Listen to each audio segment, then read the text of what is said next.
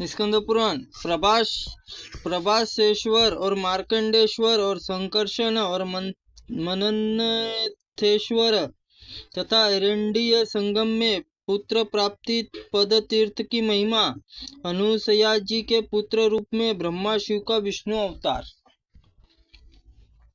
मार्कंड जी कहते हैं, राजन, सूर्यदेव स्त्री प्रभा ने पूर्व काल में उग्र तपस्या द्वारा भगवान शिव की आराधना की। वह उन्हीं के ध्यान में तत्पर होकर 1 वर्ष तक केवल वायु पीकर रही। इससे संतुष्ट होकर महादेव जी प्रभा ने कहा कि बोले, तू क्यों कष्ट उठा रही है, अपना मनोरथ प्रकट कर।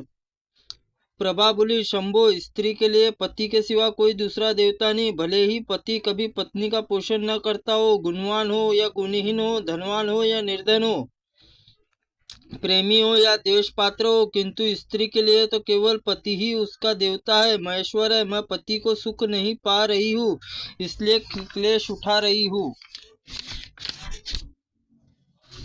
महादेव जी ने कहा,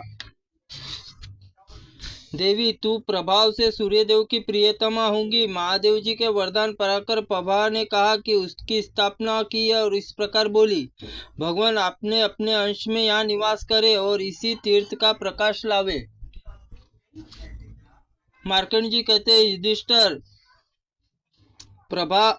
प्रभा द्वारा स्थापित शिवलिंग प्रभासेश्वर नाम से प्रसिद्ध हुआ। वह संपूर्ण लोकों में दुर्लभ है। माघ मास में सप्तमी विशेष फलद होता है।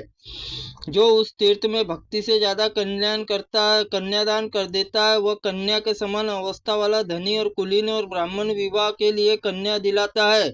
उसका पाप नष्ट हो जाता है। वहाँ कन्यादान करने वाला पुरुष सूर्यलोक भेदन करने के लिए कल्याणमय शिवलोक जाता है। युधिष्ठिर, मनुष्य तभी तक भटकता है जब तक प्रभास तीर्थ में नहीं जाता। वहां जाने पर अश्वमेध यज्ञ का फल पाकर उत्तम गति को पाता है। तदनंतर नर्मदा दक्षिण तट पर उत्तम मार्कंडेश्वर तीर्थ जाता है, जो देवता और वंदित कल्याणमय गोपनीय से भी गोपनीय है। उसकी स्थापना मैंने स्वयं की है। वह परम पवित्र, भोग और मोक्ष देने वाला है। उसी तीर्थ में भगवान शंकर प्रसाद मुझे ज्ञान की प्राप्ति हुई है। पांडुनंदन, जो भी अनन्य सुक्तों का चिंतन है, वह जल में द्रुपादित्व इत्यादि मंत्रों का जप करता है, वह घोर पाप राशि से मुक्त हो जाता है।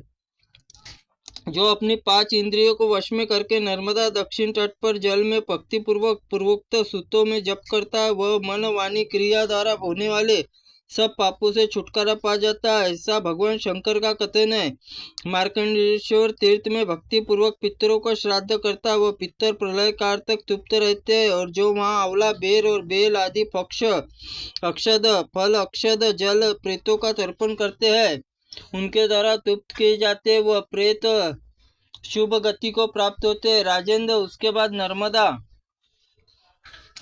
तट पर यज्ञवाट स्थित संकर्षण नामक तीर्थ है, जो सब पापों का नाश करने वाला है। भूतल में प्रसिद्ध। पूर्व काल में बलभद्र जी नर्मदा के सब प्राणियों को उपकार के लिए तपस्या की थी। वहीं समीप देवताओं की भगवती उमा, भगवान शिव निवास करते हैं। जो मनुष्य क्रोध अग्नियों में विष को कर रखता है, शुक्ल पक्ष एकादशी तिथियों को भक्त भाव से मंत्रोच्चक उच्चारण करके भगवान शिव को स्नान कराता है, श्रद्धा भक्ति प्रेतों के लिए श्राद्ध व दान करता है, परम पद को प्राप्त होता है। तत्पश्चात मननथेश्वर तीर्थ में स्मरण करने मात्र से मनुष्य यमलोक नहीं देखता। वहां स्नान करके पवित्र चित्त मनुभाव से रहने वाला जो मनुष्य उत्तम भक्ति पूर्वक उपास करता है, वह सहस्त्र गोदान फल प्राप्त होता है। इसके बाद एरंडेश्वर तीर्थ में जाना चाहिए। ब्रह्मा जी मानस पुत्रों एक महर्षि अत्रि के नाम से प्रसिद्ध है।